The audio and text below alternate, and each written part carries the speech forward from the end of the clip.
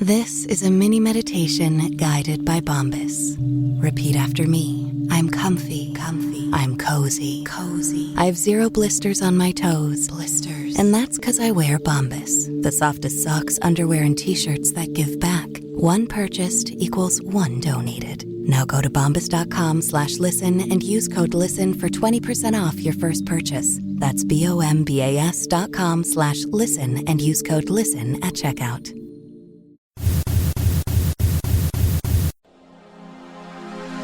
If you didn't know before, now you know why they call this the FunBelt. Very excited about the SunBelt. You know, while other conferences have been breaking up, our conference has become stronger. The state of SunBelt football is the strongest in our history. I saw FunBelt Conference, and I'm like, I don't know what this is, but I got to join the show. It sounds a lot of fun.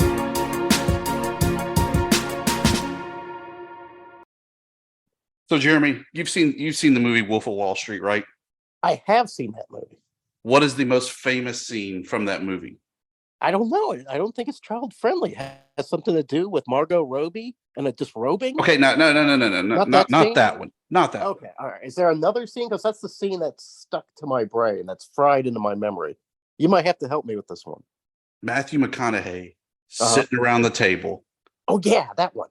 And what's he start saying? One of us. We, Jeremy, have one of us. Oh. As Alex and AJ from the CSCPodcast, they cover the MAC. We have G5, one of us in our midst. Alex, AJ, welcome to FunBelt Podcast. Appreciate it. Thanks for having us, guys. Looking forward to it. So the carousel spinning for realignment. Don't think it's really going to hit the FunBelt. Nothing seems to impact the MAC. How is the MAC as stable as it is and just so tight-knit? Well, I think the biggest part of the MAC and its stability is teams don't want to leave because it's a nice quick bus drive. You can get to all the MAC schools, especially from the middle of the MAC. You can get to them all within a 6-hour drive. But also, you know, where are they going to go to be able to do what they do in the MAC? You know, when I spoke to the commissioner at Mid-American Conference Media Day this year, we actually talked about realignment, and he said, right now, the teams who are in the MAC get the opportunity to compete in Division I athletics and be consistently competitive. You know, talk about MAC football champions. We've had 11 of the 12 MAC teams have all participated in the conference championship since its inception. We've had almost every single one of them, except for Eastern Michigan, win one. I mean, it's just there's so much parity in the MAC. You're not going to be able to get that going to another conference. And it has to be the right move to bring somebody in. So right now, there's not a lot of right moves, even with this crazy landscape. There's just not a lot of right moves. And that's why the MAC is staying stable. And that's why people look at it as the conference of stability, because there's not movement. And frankly, I'm okay with it. It's funny, Dusty, that you and I and Commissioner Gill have been bragging about the SunBelt and its footprint, how it's a footprint based on regional rivalry, as if we've invented it.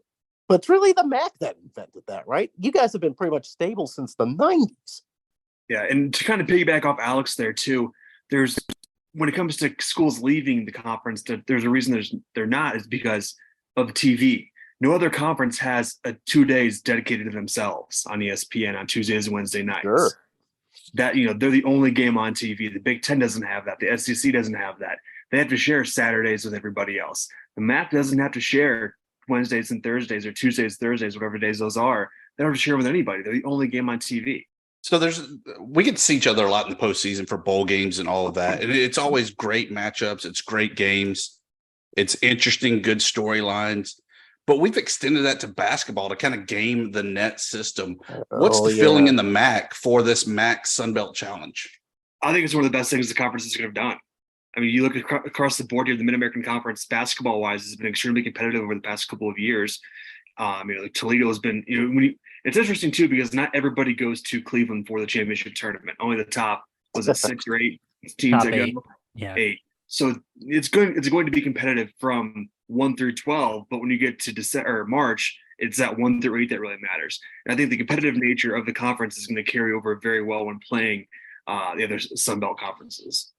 Kind of go off that a little bit. I think what helps is you're talking about net ratings and things like that. That out of conference schedule, adding a quality opponent, in not only the Sun Belt, but you look at other leagues as well that MAC schools have added. I believe Toledo's traveling to West Virginia this year to play men's basketball. So that's you look at these quality opponents, and you hope that scheduling these games by increasing your net, even when the MAC cannibalizes itself within conference play like it does every year, you're hoping that they do enough non-conference to get an at-large bid. The MAC hasn't had an at-large bid since I want to say 2002, maybe 99. It's always been the one automatic bid. So you're hoping that by scheduling a great conference like the Sun Belt, you can kind of work that a little bit. And it works for the Sun Belt too, because you're also getting another quality league that brings quality opponents to the table. I mean, you see Kent State on your schedule. That's not going to be an easy out. You see Toledo on your schedule. That's not going to be an easy out. You get the benefit of that. And I think that's going to be beneficial for the Sun Belt as well. Yeah, I always say this for the Sun Belt. The Sun Belt's been looking for that solution for a long time when it comes to finding ways to elevate RPI at first, and now to elevate net, and to have this tournament, which is not, I love this tournament that's before conference play and after conference play. It just seems right. Mm-hmm. Was there a frustration in the MAC? And I heard a little bit from you in terms of you haven't had that at large in a bid in a while. Is there some frustration among MAC fans and basketball fans that, hey, the MAC really deserves to have more attention? And do you think this will, in some way, it may not solve everything, but certainly is the right step? Don't look at our mentions. Yeah, we've had that conversation with the commissioner a few times, and Commissioner Steinbrecker's done a phenomenal job with the conference, and he is trying his hardest to get that at-large bid, because you look at the past couple of years in the MAC, some of the schools who could have been, I mean, you have Kent State, Toledo, or just to name a few over the past couple of years, Akron 2 years ago. Those are just a few schools who really could have. Or even OU a couple of years ago too. Mm-hmm. Every year there's a good 3 or 4 schools that really could benefit from an at-large and make an impact in the tournament. You saw OU beat Virginia the year after they won the championship, or 2 years with the COVID year in between, but they knocked off the defending champions in the first round. And we see it in football all the time. A MAC program knocking off a P5 program, and it can happen in basketball too. And I think it's really important for the conference to try to get that at-large bid for that purpose. And I think part of that too is when you look at the at-large, when you look at just scheduling, the commissioners talked about it, about just how he encourages schools to schedule, right? Because I think a lot of people think the commissioner has a lot more power than he does.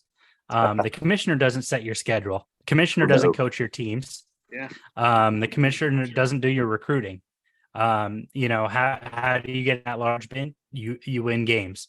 You go out, you have a great season. Now, I think there is some frustration when last year, Bowling Green women, in particular, they lost to Toledo in the conference championship game. I know that I believe, and I think AJ did too, Bowling Green deserved an at-large bid for the women. I think they were just as even as Toledo was, even though the scoreboard didn't show that. They split the season series, and then Bowling Green went on to the Final Four of the WNIT tournament and did it in fairly dominating defensive fashion. As great as it is for FunBelt and MAC, Dr. John Steinbrecker breaks the internet every time he promotes the MAC, whether he's pivoting around in the chair with the guitar, oh my God, dressed up as Phantom of the Opera. Is he really that much of a character, or is this all just kind of the marketing ploy that the MAC had? I think the MAC does. Yeah. I mean, the MAC does a great job of just kind of showcasing the fun side of the commissioner, right? Because I think a lot of people see commissioners' jobs as very, all business, but it's clear he loves what he does. I mean, he's been a commissioner at every single level of athletics, right? He's understands the job.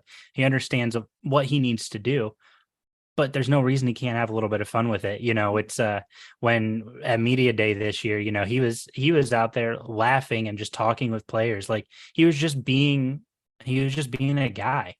He wasn't, trying to be this flashy, look at who I am, I'm the commissioner.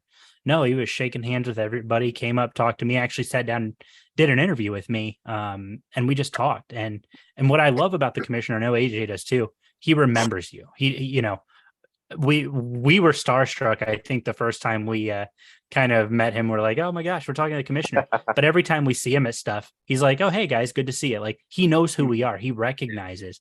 And I think that that's such a critical aspect to what he does, because he's very, very good at keeping people in the circle and just understanding, hey, I know what you're doing. You're trying to promote. I know what you're doing. And he's very good about keeping those relationships. AJ, I see you wearing the Eastern Michigan shirt. I gotta ask about this. I know the story, but it's too horrible of a place. The damn concrete field that they have. Why? It's, last year, Alex, myself, my wife, we covered the Eastern Michigan Buffalo game up there in Ypsilanti. But yeah, the field is interesting. You know, my wife is our photographer, so she was on the field taking pictures all day long. And we were in the press box, and it was a later season game. It was a gray field with gray jerseys and a gray sky, playing Buffalo wearing all white with a blue decal. And just from an optics perspective, it was rough. But having said that, I would highly recommend anybody to go to a game and check it out. Eastern Michigan does a great job on game day, you know, on their concourse, because they're not that far from Detroit. So on the concourse, they have like a classic car show. That's all these old Mustangs and muscle cars and whatnot. And then Eastern comes out of a garage door, out of the locker room, and a Mustang leads them out onto the field after they knock down the bricks and the cinder blocks with a sledgehammer, and they run out behind a Mustang out onto the field. The coaches wear like auto tech shirts. You know, they like the Dickies shirts with Eastern and their names on it. So they've really embraced that Detroit muscle Motor City style mentality. Okay, guys, I got a question for you. What is the coldest conference game you've ever been to? Oh, man. It would have been 2013. Toledo was hosting NIU. A spot in the MAC championship was on the line. It was election night, so it was a November night, and I remember this specifically. Matt Campbell was coaching the Toledo Rockets. Me and one of my best friends in college, it was sign night. You make a sign. So we had a sign that said cream of husky soup, Campbell's cream of husky soup. And so we just copied the label of a can of soup essentially, but converted it for Toledo. And we did not have enough layers. I was wearing 2 hoodies, a coat, hat, gloves. We did not have enough layers. I think, if I remember correctly, it was something like 19 degrees. And we're in the front row of the student section screaming our faces off. Jordan Lynch comes over after scoring a rushing touchdown. We scream F you, and he like, come on, bring it on.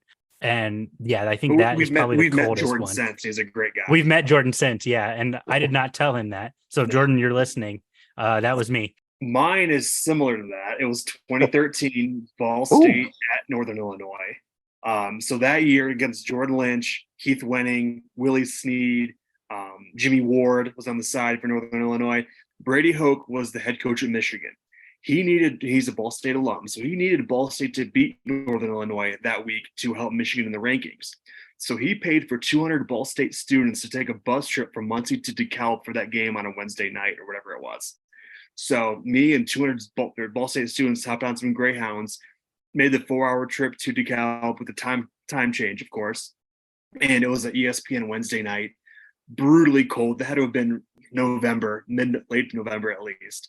It was an incredible game up until like the fourth quarter. You know, Jordan Lynch did a Jordan Lynch thing and kind of broke it out. But I was funny because I was on ESPN that night, and my dad was working in Muncie, and he went out to dinner with my brother, and they're watching the game on TV, and all of a sudden I pop up on the screen. And I have a screenshot. It's still on my phone somewhere. But my 2 friends who were with me, they left because they were too cold. They went to go get a big bowl of chili. I tell you what, I think the MAC trucks in the cold too, because Arkansas State would play, MAC schools like 4 years in a row at the GoDaddy Bowl. Yeah, Ball State played him one year. Yeah, exactly. That was that year. That was a 2013. Yeah. And every year, it's played in Mobile, Alabama, which is as south as you can get. And man, it seemed like once the MAC guys arrived, the temperature would just start dropping. My southern ass is frozen to those aluminum bleachers. I'm like wrapping myself in asbestos that I found at the, outside of the stadium, beautiful Lad People Stadium, trying to stay warm. I almost froze to death against Kent State. Ball State was actually not so bad, but every other one, Northern Illinois, Toledo, cold as ice. And I think you guys bring it. The one bowl game ULM goes to, they play Ohio in the Independence Bowl. Freezing cold, raining all week, just nasty, horrible weather. Yeah, I'm having PTSD. Sorry. Sure. Well, when you look at Advantage back. So, guys, we appreciate you joining the show. Tell us, how can we listen to more MACtion as we progress throughout the season? We host a midweek or a Mid-American Conference podcast called the CSCPodcast, all MACtion all the time. And it's run by, myself and AJ, two MAC alum who have nothing but love and care and respect for this conference. So people can find us really on any social media outlet. Find us on Twitter, Instagram, Facebook, no TikTok, but we'll see what we can do. But yeah, you can find us on anywhere podcasts are, Apple Podcasts, Google, Anchor, Spotify, just everywhere that podcasts are. Kids, we definitely have to get these guys back on when it's time for the MAC SunBelt Challenge, right? For sure. We don't know anything about MAC basketball. Nothing. Sure. I didn't even know they had basketball. I've been building an app called Mobile MACtion. It's going to effectively give us the stuff ESPN doesn't for the Mid-American Conference. It's very easy to access and get the stuff like football and basketball, but sometimes I want to look up softball stuff. Sometimes I want to look up lacrosse games, just different things that we can't get for the Mid-American Conference on ESPN. ESPN's done a great job. I don't want to take anything from them, but we would love more. And so I decided to come up with a solution to give people more, to give them the opportunity to not only follow scores, rosters, things like that for their school. You'll get news updates. You're going to also get, and this is the musician part of me. There's going to be a dedicated section called the Sounds of the Stadium, where you'll be able to, all 12 marching bands from the Mid-American Conference will be featured. You'll be able to access all their social media links, as well as fight song, alma mater, first and third down cheers, as applicable. Hoping to have that launched here in the next couple of weeks. And that's been, like I said, a very big passionate project of mine. And AJ's been a huge encouragement, basically asking me, hey, is it done yet? We're partnering with, I'm sure you guys are familiar with the blog SunBelt. They're going to be one of the feature news outlets in our news feed. Just kind of give them a little bit more of a platform as well, and just kind of collaborate with them. But yeah, we're really looking forward to it. Live standings will be available in app for conference standings, things like that. So really looking forward to dropping that out there for people.